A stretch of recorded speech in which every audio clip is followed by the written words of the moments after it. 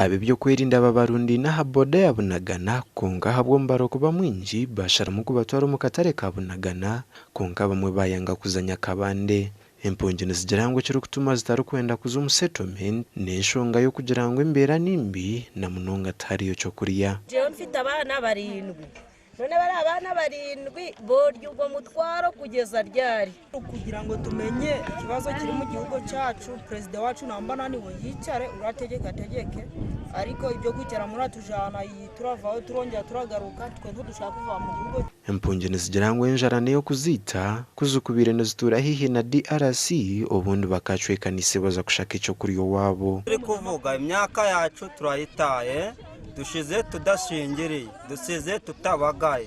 Kabero kakayari urukure byo kwerinda enshonga ije gambira hati hariho amateka agubaraguberera tukugira ngo rarugayone yo riza upanje isomo Uganda. Hari amateka agora kuratirira ugambe n'abatuze nabo byo butegeki barebe ko kubaku andorimo.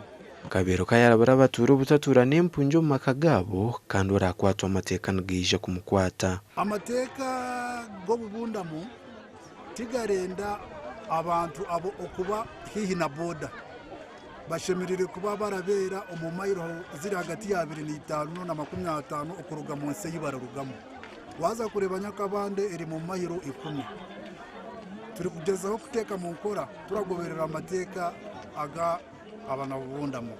Impunzi z'urukurenge 2022 zahereze kugaruka mu ihangari ya DRC kandi izindi babiri bazitwire na Kivaru mu district y'Isingiro gashakwa Keita tuzarirwe.